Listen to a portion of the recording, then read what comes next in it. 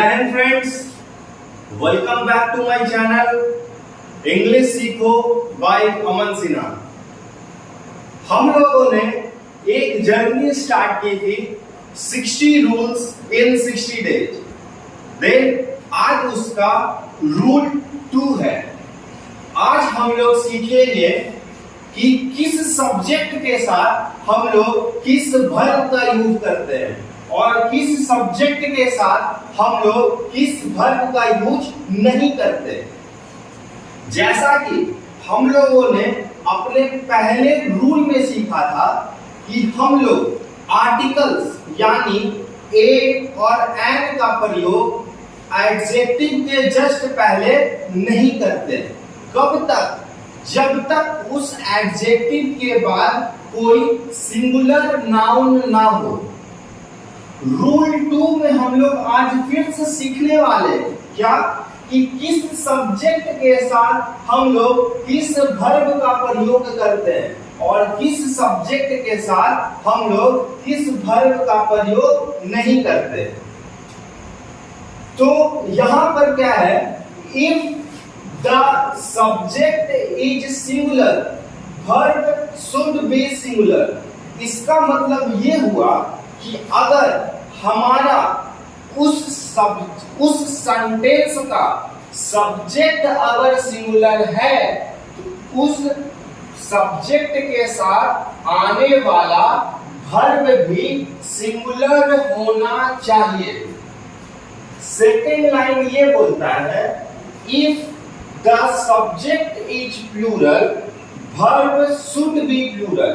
यानी अगर किसी सेंटेंस को बोल रहे हैं या किसी सेंटेंस को लिख रहे हैं और उस सेंटेंस में यूज होने वाला सब्जेक्ट अगर प्लूरल है तो उसके साथ आने वाला वर्ब भी प्लूरल होगा।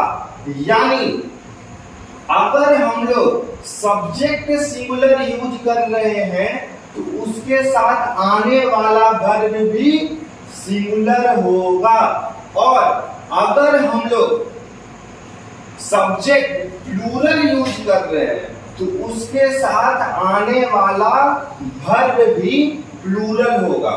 यानी S is equal to S and P is equal to P। The singular and the plural verb must be used according to the subject। यानी जो सिंगुलर और प्लूरल वर्ब हम लोग किसी भी इंग्लिश सेंटेंस में यूज करते हैं तो उसके साथ उस वर्ब के साथ जो सब्जेक्ट यूज होगा वो अकॉर्डिंग होगा किसके? उस वर्ब के।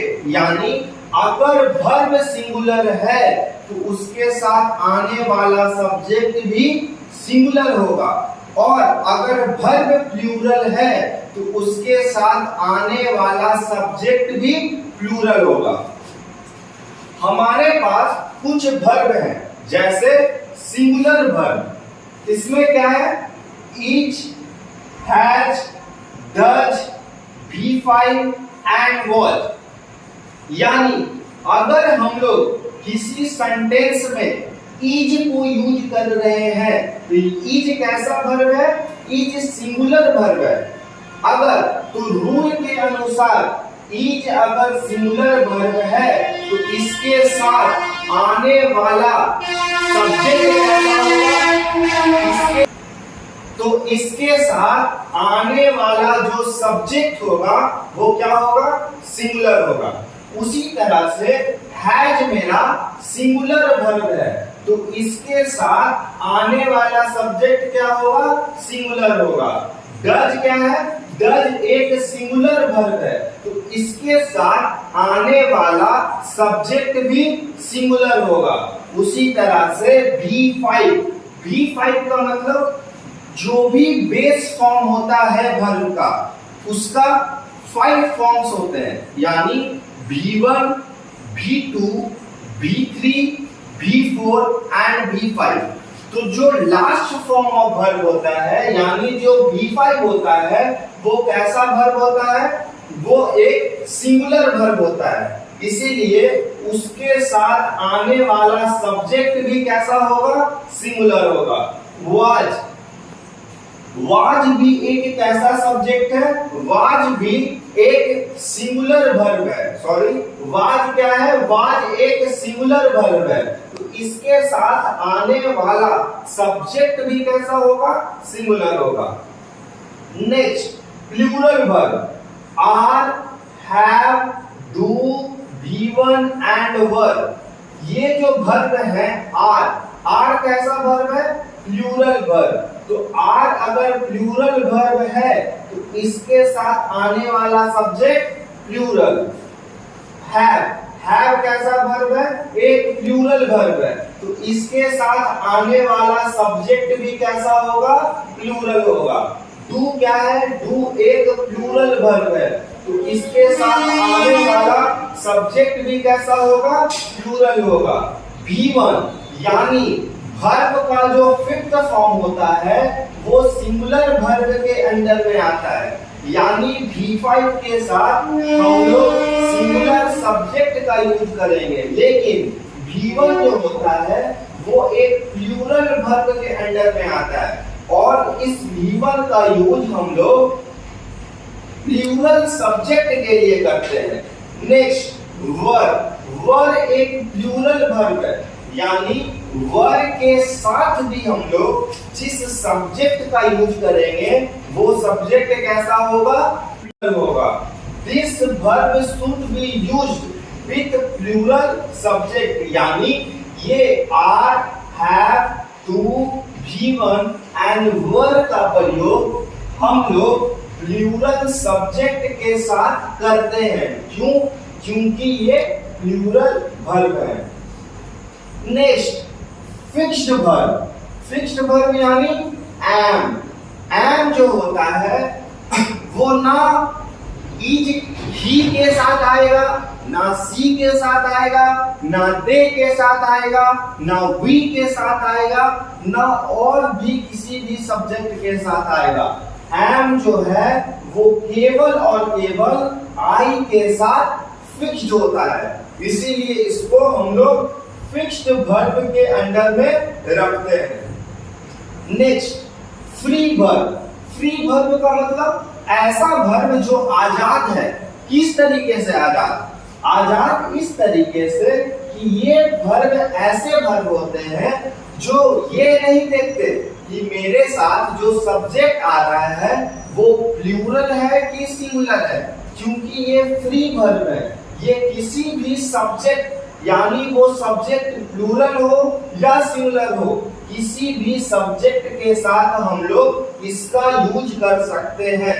जैसे डिड एक फ्री वर्ब है, इसका प्रयोग हम लोग ही के साथ, सी के साथ, दे के साथ, वी के साथ, किसी भी आई के साथ, किसी भी सब्जेक्ट के साथ हम लोग डिड का प्रयोग कर सकते हैं। उसी तरह से हैड भी एक फ्री वर्ब है, यानी इसका भी प्रयोग हम लोग किसी भी सब्जेक्ट के साथ कर सकते हैं। और जो भी मॉडल्स वर्ब होते हैं यानी may, can, would, might, should, ought to, dare, need, ये जो भी मॉडल्स वर्ब हैं इनके साथ हम लोग किसी भी सब्जेक्ट का यूज कर सकते हैं। हम लोगों ने देखा कि अगर सब्जेक्ट सिंगुलर है तो उसके साथ आने वाला वर्ब भी सिंगुलर होगा, अगर सब्जेक्ट प्लूरल है उसके साथ आने वाला वर्ब भी प्लूरल होगा। और आगे हम लोग देखेंगे कि इस सिंगुलर वर्ब का यूज हम लोग सेंटेंस में कैसे कर सकते हैं, यानी हम लोग अब एग्जाम्पल के द्वारा देखेंगे कि इस singular verb, plural verb, fixed verb और फ्री वर्ब का यूज हम लोग सेंटेंसेस में बोलने के लिए या लिखने के लिए कैसे यूज कर सकते हैं। तो आगे मैं इस सिंगुलर वर्ब का कुछ एग्जाम्पल लिख रहा हूं और उस एग्जाम्पल से समझेंगे कि हम लोग इस वर्ब का यूज सेंटेंसेस में कैसे करते हैं।